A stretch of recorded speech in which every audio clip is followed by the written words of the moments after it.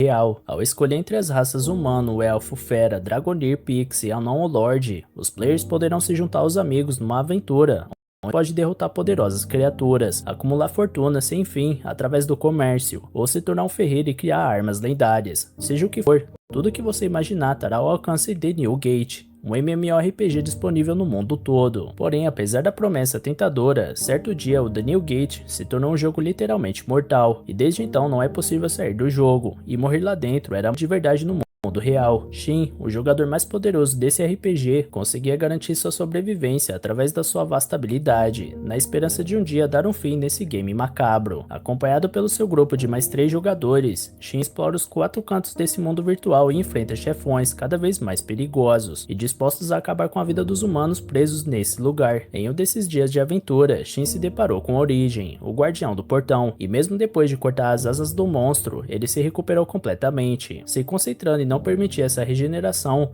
O guerreiro usa seu ataque de aço para abalar o oponente, ganhando margem para aplicar vários golpes que quase garantiram a vitória. Porém, Origem continua se curando. Logo, o humano usa a dança da lâmina do luar para tornar sua espada uma fonte de poder inigualável. Então ele acerta a criatura uma última vez e derrota Origem, o guardião do portão. Com a vitória, Shen conquistou os títulos Quebrador de Limites, o Realizador e o Libertador, além de ganhar a chance de deslogar do jogo. Verificando sua lista de amizades, ele vê que todos os seus amigos estavam finalmente saindo do jogo 1 a 1, até que ele sobra por último e dá adeus ao New Gate. Mas na hora que ele ia sair do jogo, um portão se abre na frente dele, jogando o garoto em um lugar desconhecido. Ao tocar uma pétala, ele nota que esse lugar parece real demais para ser virtual, mesmo com o avanço da tecnologia VR. Olhando seus atributos, ele descobre que todos estão acima de 2000, mesmo que o limite seja de 999. Ainda assim, ele não via a hora de ir embora, porém o botão de deslogar tinha sumido do menu. Ao ver se seus amigos tiveram que voltar, o garoto nota que nem conexão com a internet ele tinha, portanto aquele mundo era de fato real. Diante disso, o rapaz dá uma breve surtada, mas logo se recompõe para resolver a situação. A primeira atitude do Shin é usar seu item que leva ele onde sua base ficou registrada, e ao seguir o caminho indicado pelo pássaro mágico, ele encontra muralhas de uma cidade que nunca tinha visto. Ainda assim, ele consegue encontrar sua casa depois de um longo tempo, e lá tinha uma elfa em apuros,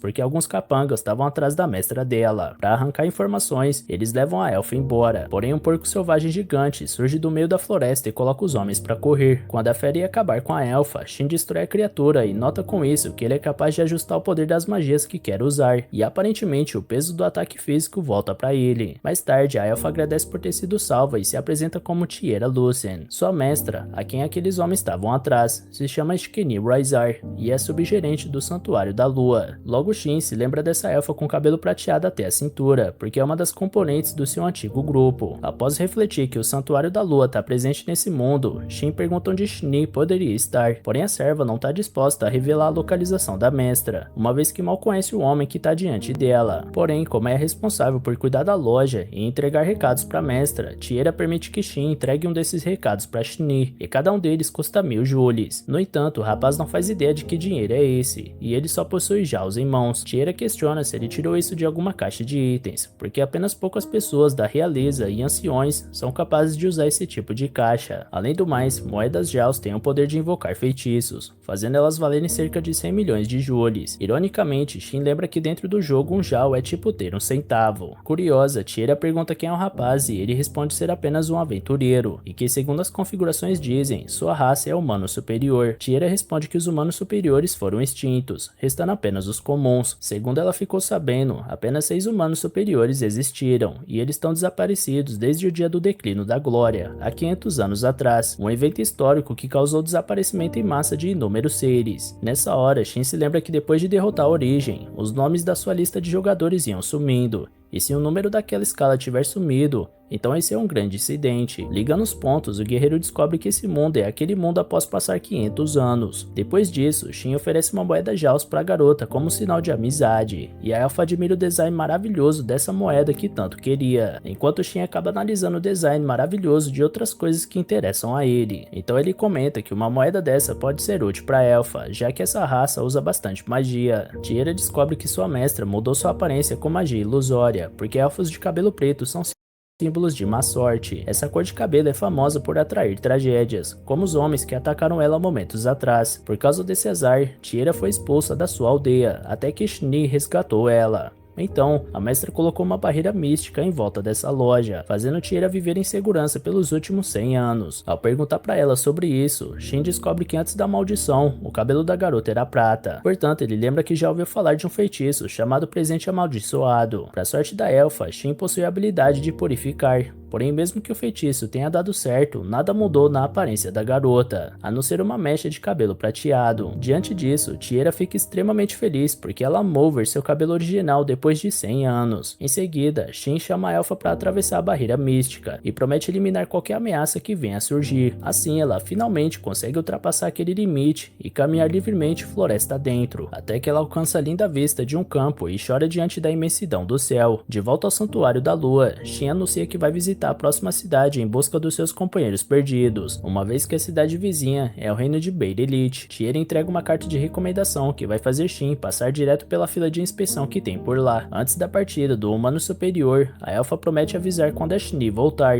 e depois que atravessa a enorme fila de inspeção, ele vê que aquela carta realmente é muito útil. Andando pelas ruas do reino conhecido como Bei, Shin é levado até a guilda de aventureiros, um excelente lugar para começar a reunir informações. Lá dentro, ele pede para se inscrever como aventureiro, e a atendente pede para ele subir a escada à esquerda e seguir até o balcão. Ao fazer exatamente isso, Shin se depara com uma atendente idêntica à outra, então descobre que a moça do andar de baixo é a irmã gêmea mais velha dessa, e o nome dela é Celica. Essa garota de agora se chama Cílica. Logo ela informa que Shin deve pagar a taxa inicial e preencher a papelada. Infelizmente, o cartão da guilda só vai ficar pronto no dia seguinte, portanto o guerreiro usa o tempo analisando a sua volta e notando que existem na guilda muitas armas de ferro e cobre. Por isso a qualidade geral do jogo era melhor antes. Nesse instante, Celica chega para servir o prato que o mais novo aventureiro pediu, mas ao colocar a comida na boca, ele comenta que é difícil comer com alguém olhando diretamente para sua cara. Porém, a garota estava ali para conferir se a carta de recomendação do Santuário da Lua era realmente autêntica. Shin não se incomoda de passar por essa inspeção, mas adoraria terminar de comer antes de ir, até para evitar de encontrar o mestre da guilda logo de cara. No entanto, parece que o mestre estava logo atrás do rapaz, e era o cara que estava diante dele no primeiro balcão da guilda. Sendo assim, o homem se apresenta como Barlux Ren, e indo direto ao assunto, ele pede pro Shin mostrar a carta de recomendação que ganhou. Para conferir se é de fato original, Barlux coloca uma carta autêntica do lado dela, e como as duas brilharam, a do aventureiro não é falsa. Logo Shin avisa que foi a Tiera que deu a carta para ele. Então o mestre da guilda explica algumas instruções que a elfa deveria ter passado ao entregar esse item. Barlux explica que com essa carta é possível entrar em quase qualquer país sem ter que passar pela inspeção. É aceita em todas as guildas, e no caso desse reino, ela permite marcar uma audiência com o rei. Para ter em mãos um item tão valioso, muitos roubam até matam para atingir seus objetivos maléficos. Portanto, Shin deve garantir ao mestre que pode proteger essa carta. Caso contrário, ela terá que ser destruída nesse exato momento. Shin promete cuidar do presente dado pela Tiera para honrar o nome da elfa.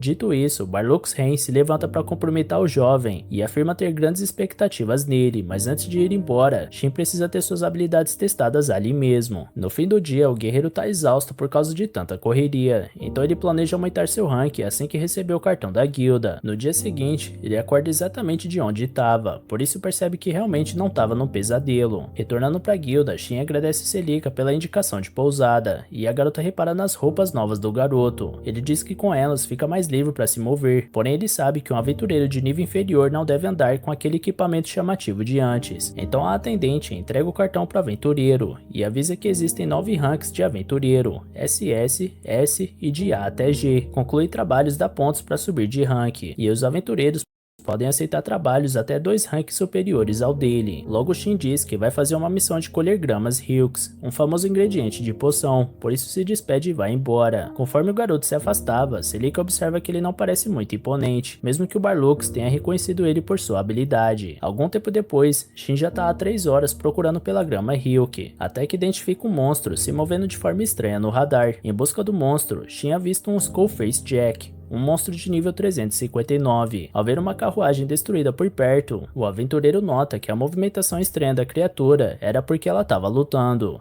Se lembrando dos aventureiros na guilda falando sobre um Skullface Jack fazendo várias vítimas nas redondezas, Shin resolve acabar de uma vez por todas com o monstro, porém a força e velocidade do oponente indicam que esse não será um desafio fácil. Curiosamente, a criatura era um morto-vivo carregando uma espada de elemento luz, e Shin nunca tinha visto isso antes. Ao atacar de novo, o humano não consegue causar grandes danos no inimigo, e sua espada não deve aguentar muito mais golpes. Por isso, Shin decide testar sua habilidade e desativar limite, para logo em seguida investir contra o Skullface Jack e destruir seu coração. No entanto, o garoto lamenta que a espada do esqueleto saiu voando e ele não pôde pegar, mas pelo menos ficou uma pedra preciosa de loot. Com ela em mãos, Shin passa a acreditar que esse mundo real é muito mais divertido do que ele imaginava, enquanto a espada rodopia até atravessar a janela de uma mulher chamada Rione. Após inspecionar a espada, os soldados perguntam o que fazer com ela, então a líder pede a vinda de um avaliador para determinar a composição da arma e descobrir quem jogou ela para dentro do castelo. Falando sozinha, Rione tem certeza que essa espada pertence a alguém muito poderoso. Ao retornar à cidade, Shin vê aventureiros seriamente feridos, então questiona para um soldado o que aconteceu. O homem explica que todos foram vítimas do Skullface na Floresta do Norte, e que apenas 4 dos 12 enviados sobreviveram. Na hora, Shin lembra dos cadáveres que encontrou naquele local. Além disso, um homem fala sobre uma espada que foi vista voando pela floresta até colidir com o castelo. Então ele pergunta ao Shin se ele sabe de alguma coisa, mas ele finge que não. Dito isso, o homem informa que está investigando o caso e pede informações ao aventureiro caso ele descubra algo. De volta à guilda, Shin se apresenta para Celica para fazer um relatório. Com a ameaça do Skullface Jack, foi emitido um pedido de extermínio de alta prioridade para caçar esse monstro. Então Shin mostra a pedra preciosa que coletou do esqueleto após derrotar ele. Celica fica de queixo caído e não consegue acreditar que aquele cara só